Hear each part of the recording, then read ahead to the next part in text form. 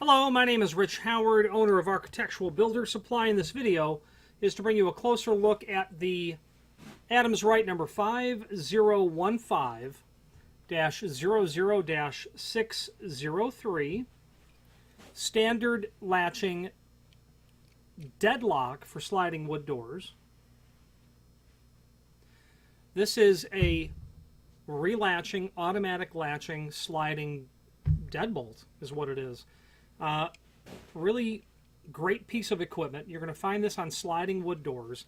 The way that it works, you're not going to be able to push that down at all, but when the door closes, the force is going to be right here, and that's what's going to allow the unit to crimp down, kick over, and then relock. Okay. Now, let's start with some dimensional properties as well as some visual evidence of the item. This will, if you'll notice, has a radiused faceplate. That's important to know. With an overall height of the faceplate, about 4.5 inch. Okay? 4.5 inch overall height. And now the width of the unit. Yeah, it looks like it's 5/8. Overall depth,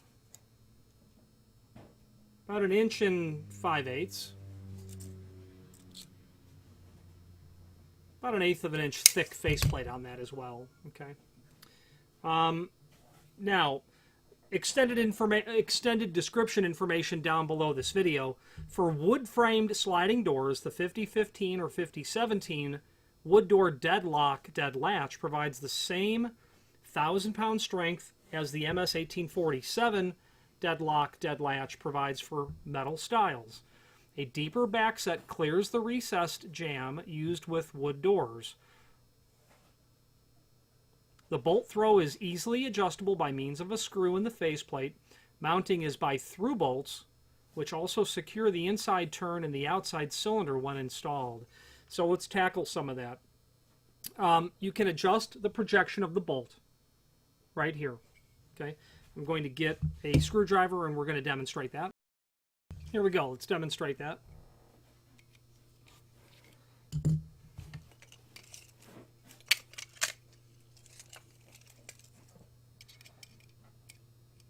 Just an idea of the overall mouth width right now. Looks like it's about 1/4 inch. Let's see where we can get that down to.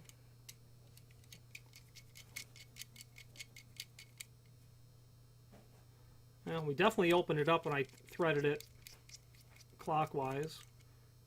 Looks like it was about at its minimum initially.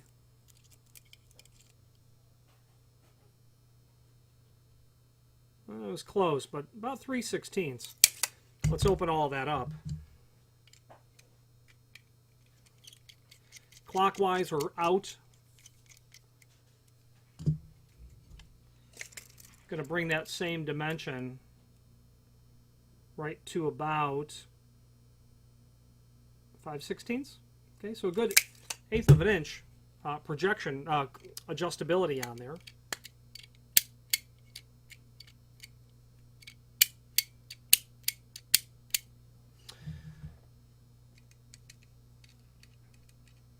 The bolt is easily adjusted. Mounting is by through bolts. Indeed, we've got some preparations in the chassis for those through bolts. Now there is a link below this video to the document called How to Order, and let's take a look at that now. And there's also below this video a reference to the 4026 cylinder on the exterior, along with a reference to the 2016 and the 1016 plate with a 1015 turn on the inside. You can do the 1015 by the 4026, or you can do the exit only 1016 by 1015, and that'll be on the how to order sheet. Is a good way to actually, it's not there. Let's back up and take a look. Forgive me, there are links down below in terms of options that will allow you to review how to set that up. Obviously, you're going to need at least the thumb turn with the plate on the outside, and if you want to come in, you'll have the 4026 option, and those are linked to down below. When they say back set, they mean the edge of the door to center of that preparation. Looks like it's 1.25 inches, maybe just shy on that. And the reference to a deeper back set because your frame may intrude into this area once the lock body is installed. Okay. Also be mindful of how you install the thumb turn. You want to be able to turn the thumb turn, the reverse teardrop, away from the jamb. So depending on how you're installing it, you'll need to position that correctly so that you don't try to turn it towards the jamb in order for it to lock. Which actually, looking at the lock body, I'm pretty sure that possibility would be eliminated. 45-degree rotation of the turn, or the key allows the bolt to retract. The bolt is self-protecting, means that while the door is shut, you're not going to be tampering with this to get this to drop. The only way that this moves is when you push on the edge, and this will be well buried in the frame when the door is in the closed position. And there's also a link to the 4810 box strike as well. If you're doing a new installation, you'll absolutely want to order that strike. 603, that's a reference to zinc-plated steel. That faceplate is going to be made of steel with a zinc plating on it. There's an option for stainless steel, and that's linked to, that is in the how to order, no, it's not. It is not. Let's back up. There's a link again. The 5017 is for a stainless steel case and a faceplate. You know, if you live in a coastal environment, you're probably going to want the stainless material so that you will have a bit greater level of protection against the environment when it comes to corrosion and corrosion resistance. They state that the back set is 1 3/16 or 1.25 inches with the faceplate. That was basically what we measured. The dimensional properties are there with a radiused deadlock body. Okay. Now there's a link to the data sheet. Let's see what that holds for us. That's actually the document I'm looking for. How to order, or that data sheet's going to give you an overview of the entire sliding door system. Okay. So you'll be able to do the zinc or the stainless model. They're showing you the 5017 model here in the paperwork. In fact, they do not refer to the 5015 in any literature that I can see. And when I review the price list from the manufacturer, they do show the 5017 and no reference to the 5015 that I can see. So anyway, be mindful, the 5015 will be zinc, the 5017 will be stainless, and that's going to be our difference there. Now the balance of the data sheet that's available there for us to review, again, gives you an overview of the system. It also gives you all of the dimensional properties, and the style, forgive me, the style preparation and jamb preparation is basically going to act as your installation instructions. If I was going to install this unit,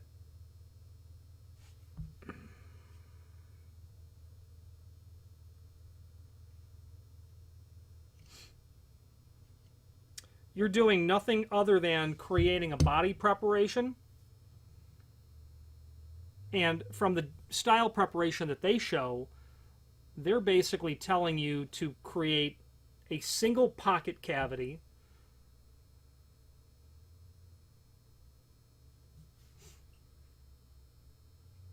one and 9/16 deep at a minimum.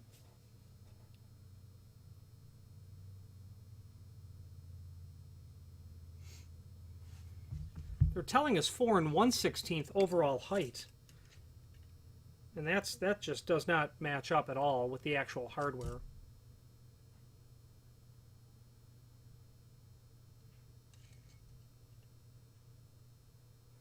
Well,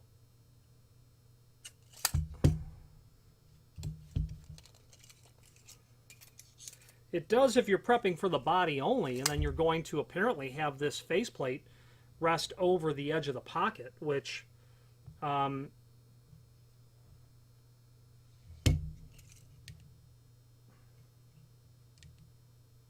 is precisely what they're doing. They're telling you make a preparation for the height of the body, the thickness of the body, and the depth of it, so that when you insert this, these ears at the top and bottom are not going to be flush to the edge of the door. That's exactly what they're showing in that drawing.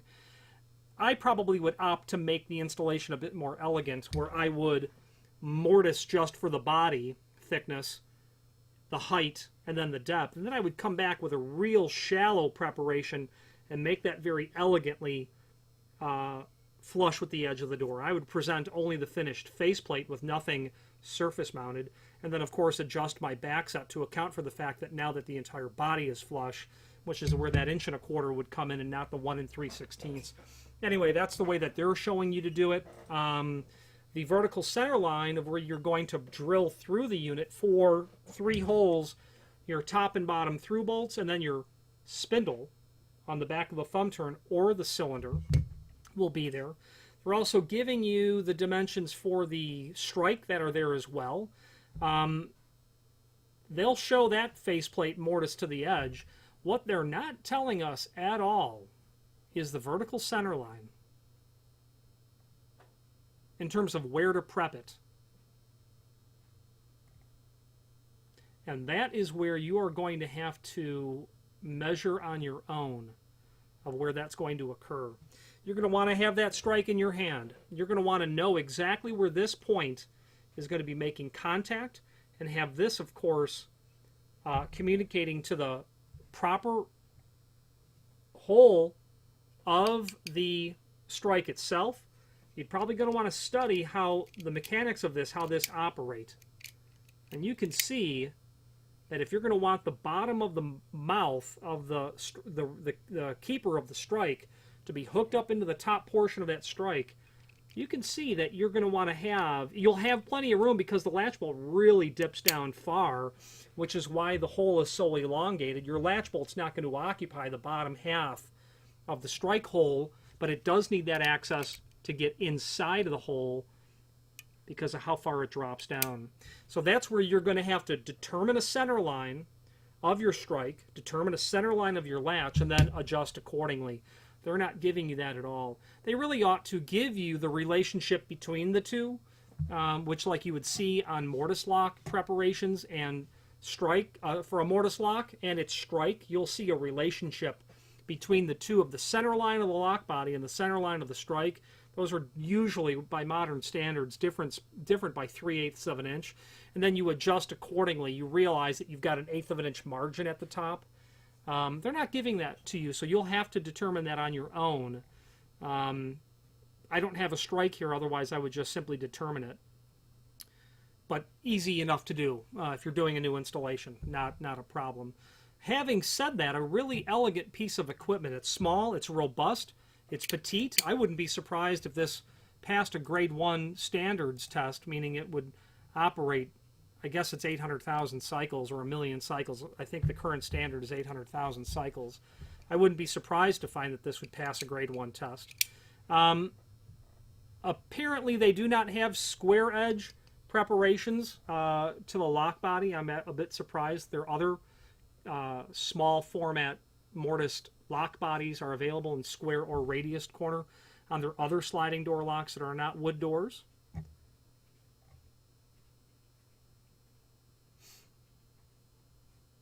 We've gone over the how to order, we've gone over the options and the data sheet. One more scan of the data sheet tells me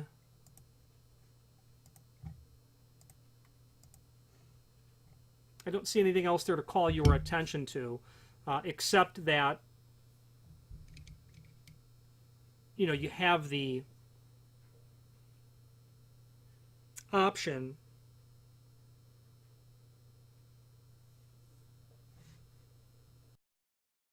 and to conclude this, there is actually a reference to the manufacturer's 5015 in the data sheet. The two suffixes after the 5015 or 5017 are going to be 00 for a standard or 02 for the self-latching, which is what this is. I believe that I said 00 earlier. That's a mistake. This is a 02, as is titled in the video. Finally, there's a link below this video to the manufacturer's page where you can pull up not only all of the Adams Rite products that we sell, but also a link to the manufacturer's website, as well as a link to the full product catalog, but also their parts manual, which is very handy as well, so that you can, for instance, pull up the document of the item that you're working on. And while the 5015 doesn't have any subcomponents you can order, there's many Adams Rite products, whether it be exit devices or electric strikes, or it be aluminum storefront hardware, where you can purchase just the subcomponents so that you can continue to get useful service out of the typically significant investment in door hardware. Any questions on the 5015-02 self-latching sliding wood door lock body or any other Adams Rite product, please feel free to reach out to us. And thank you.